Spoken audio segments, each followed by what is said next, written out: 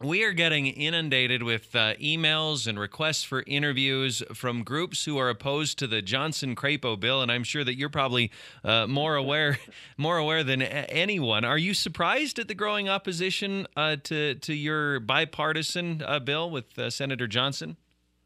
Well, I'm not surprised at some of the opposition, and I think actually that what you're seeing there is a very well-funded attack that is being brought forward.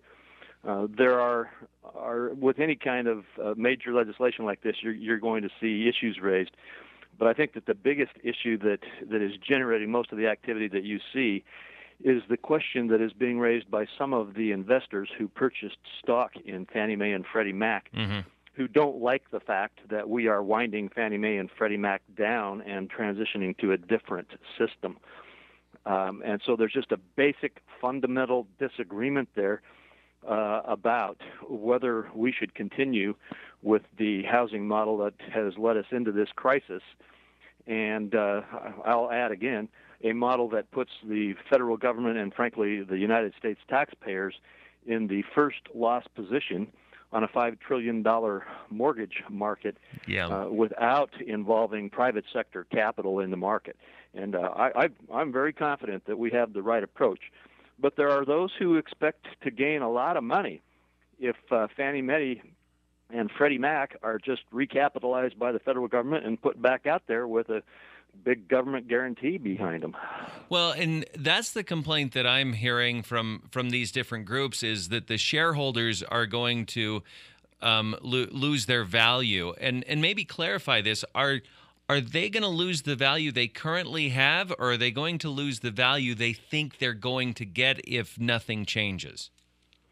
It's a little bit of both, but let me put it this way. They mostly purchased this stock when Fannie Mae and Freddie Mac collapsed and were taken into conservatorship and controlled by the federal government. At that time, Fannie Mae's stock plummeted down to, pennies on the dollar, basically. Yeah. And purchases were made of this stock at that time, and with the idea that it was going to ultimately be, the government was ultimately going to just put them back out and keep its guarantee in place. That has, to some extent, happened for 5 years now or more. The government has run Fannie Mae. The government has put $188 billion of taxpayer money into keeping them afloat and making it viable again. And the stock has actually grown in value already. Those who invested at that point have already made hundreds and hundreds of percentage increase on the investment. They could close that out now with a very nice profit, recognizing that Fannie Mae and Freddie Mac will ultimately wind down and go away.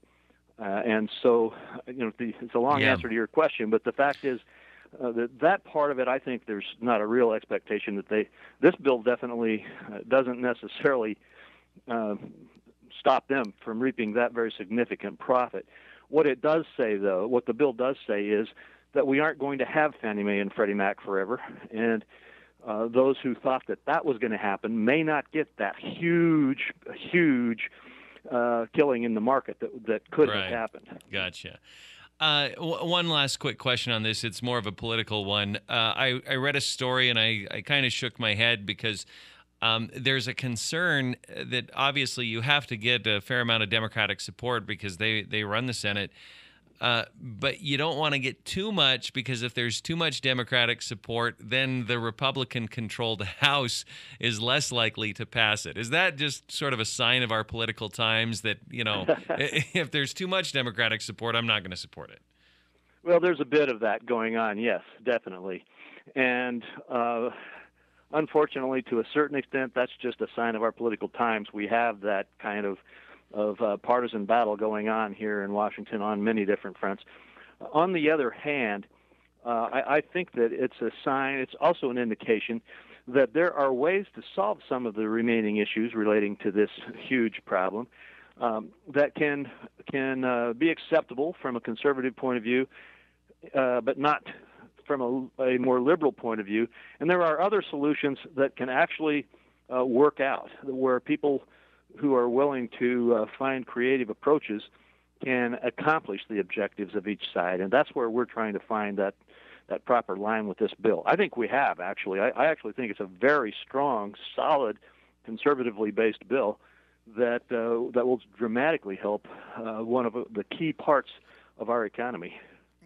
Now, if that's true and it gets past the Senate and likely gets past the House, do you think the president would sign it? I do. We have not been unmindful of the fact that we have to get both the House and the Senate and the president to agree. And so we have been in communication and negotiation with all parties. And so, obviously, you never should predict anything in a political world that is as gridlocked as this one we have here is. Sure. But I think that we are actually putting together an approach that is so important and is worked out so well that it has got that